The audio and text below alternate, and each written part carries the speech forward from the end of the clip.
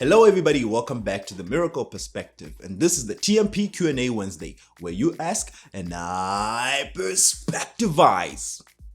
If you're coming here for the first time today, this is the Miracle Perspective and we have our Monday sessions at 9 p.m. every Monday.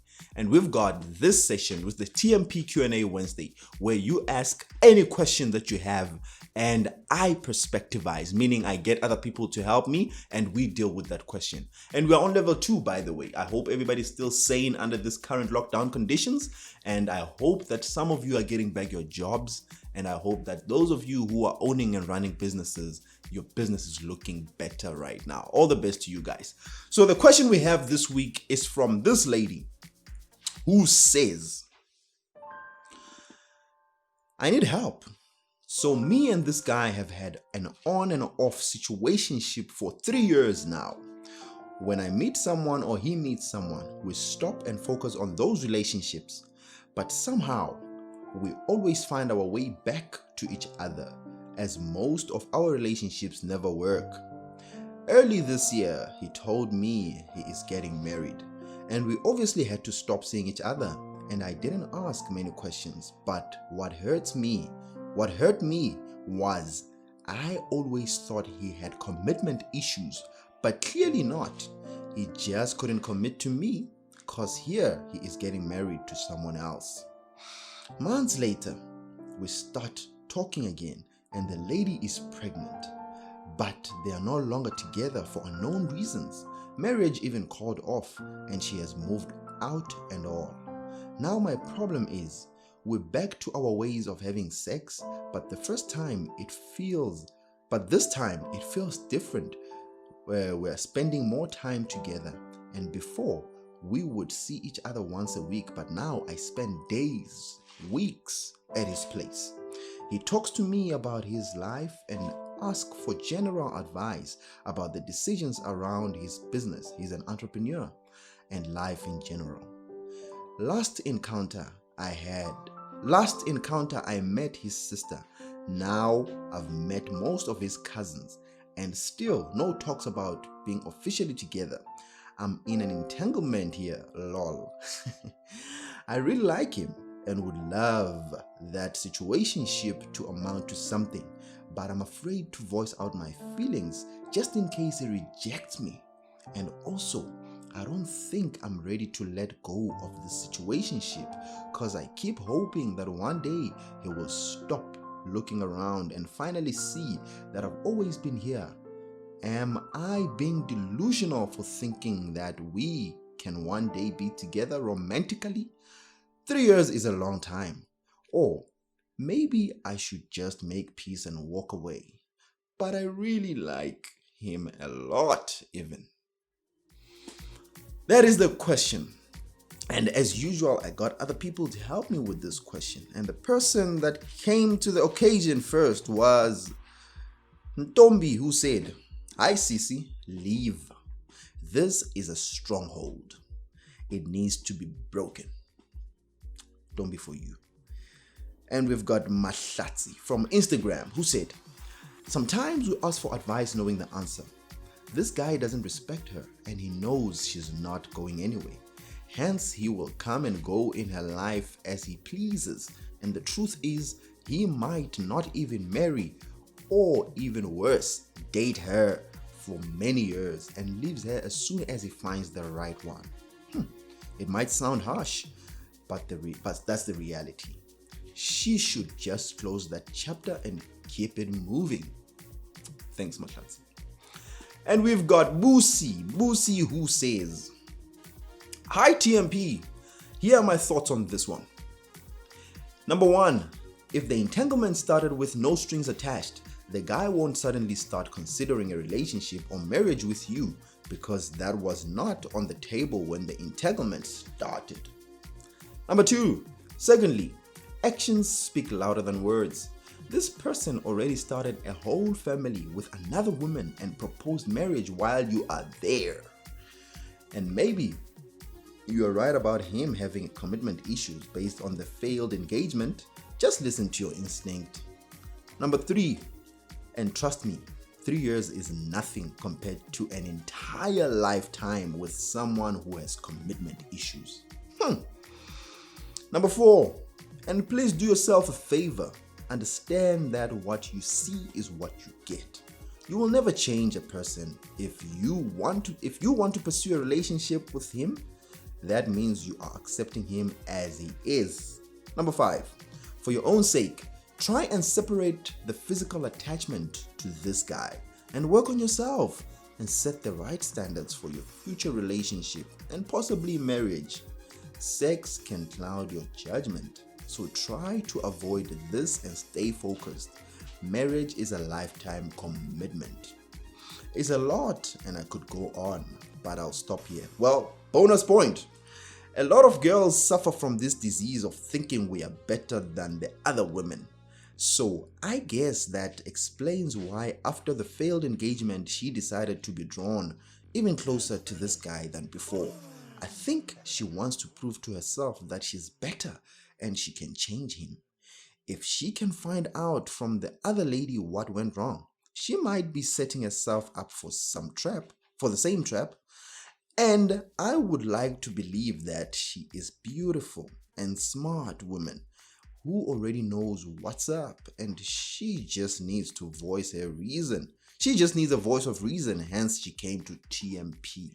And that is Lucy. And that is everyone who shared their opinions on this matter. And thank you guys for sharing your opinions. I'll always appreciate your opinions. Well, as always, I'm not here to give advice. I'm not here to give a professional or relationship advice. I'm no relationship expert, but I am going to share a perspective. And my perspective in this particular situation comes from this place. I've got 4 sisters. I'm the only guy in between, but one of them is married now. So I'm left with 3 sisters, which I dearly love. So when I do these videos that have to do with relationships, to be honest, I am thinking about those 3 sisters, because if they do bump onto this video, I want them to get information that I truly believe in that's going to help them in the future. Better yet, I do this one in particular for my unborn daughter, who's nowhere close to earth right now. Just in case she comes and I'm not there to sit down and talk to her about such issues, I want her to watch this video and be like, wow, this is how I must live my life. By so saying, I'm trying to show you that this comes from a point or a place of deep belief about what I'm about to share with you guys. Straight to the chase. I've had a conversation. I was talking with this other girl friend of mine who made me think of this. And she said to me, have you realized that this dating thing is not catered for in the Bible? I was like, what? Say that again?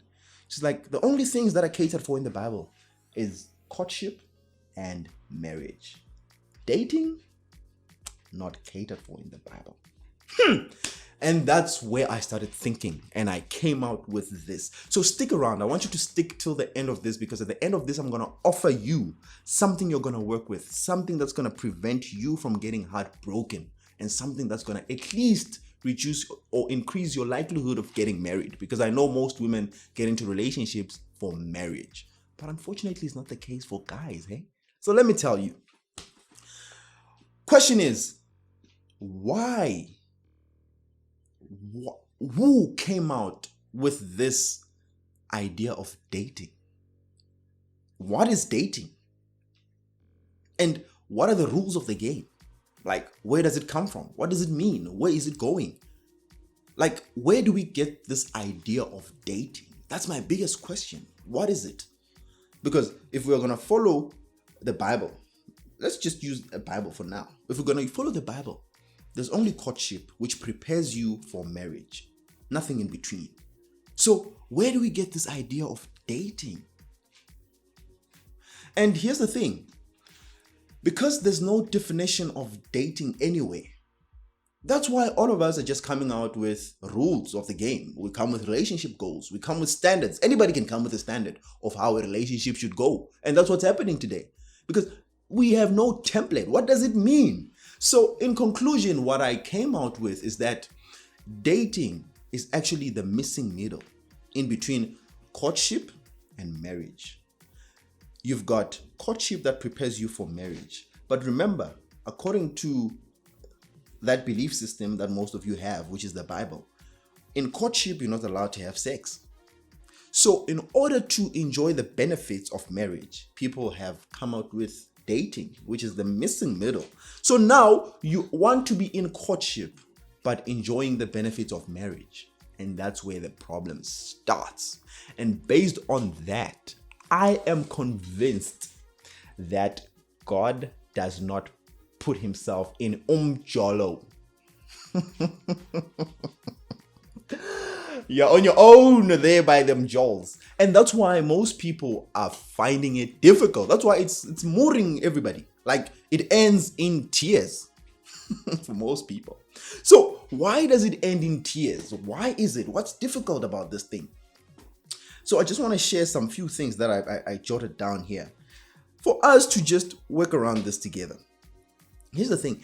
David Icke once said, if you know the destination, you get to understand the journey. So if you know where you're going, you see the journey becomes something that is understandable. Everything unfolds clearly because you know that it's leading you to where you're going. But the problem with dating, where you're going, the destination is very clogged up. It's not as clear. You don't see where you're going. We can get married or we can't get married. Like it's a chance game, you see. And because of that, that's why most of you are entangled.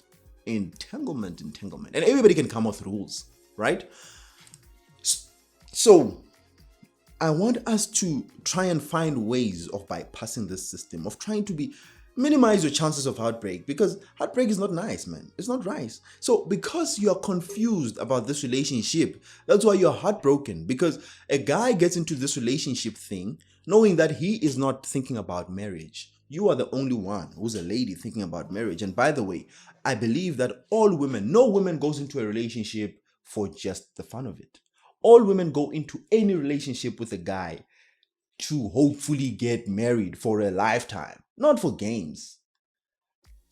But the issue is that men are not for the same agenda most of the time. Most men are there just to play, you see, just to hit it and balek. Because of that, they have to tell you that they love you. They have to tell you all the words that you need to hear, that you want to hear, so that you get to give it up, right? And then they commit to you. But they are not really there for what you are there for, right? That's why it's very important. Watch the video that I did last year about what the important question you need to ask when you're getting into a relationship. So as I was thinking about this, I came out with this. This is a chart I designed based on my personal observations of human interactions and human behavior. And I designed this particular chart. If you want to get married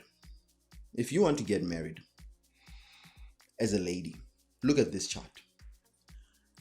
80% of the guys less than the age of 30 are there for games. They are there for the dating, not for marriage. They're not thinking about marriage. 80%. So meaning you've got a 20% chance of getting married. 20% chance of getting married to anyone less than 30. Keep that in mind. You've got 50% chance of getting married to someone who's 31 and 44. In between 31 and 44. Because these people have already tried to discover life. At least they've accepted who they are. At best, they now understand who they are. So they want someone to journey with them in the journey of life. So they understand what they're here for. So they will settle down and they will commit to you.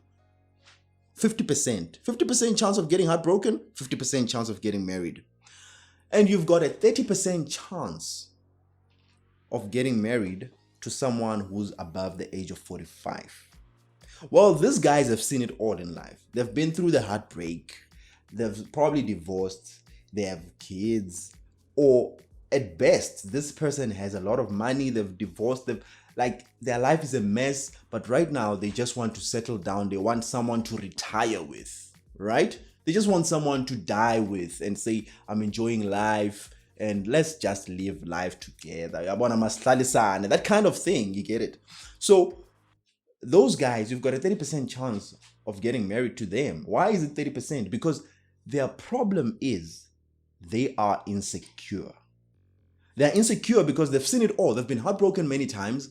They think right now you're here for their money because they've made money and they've tried to build whatever they have. They have bonds with their kids. They don't want to be separated, but they want someone to just, you see. So you've got a 30% chance of getting into their hearts and them committing to spending the rest of their lives with you. And I'm talking about guys here. So trade carefully here, ladies.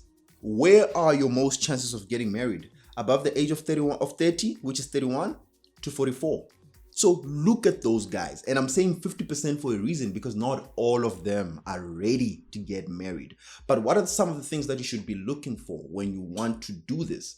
You need to be asking this guy, does he know where he is? Where is he currently? You're looking at financially, personal goals. What is he doing currently? You want to check that.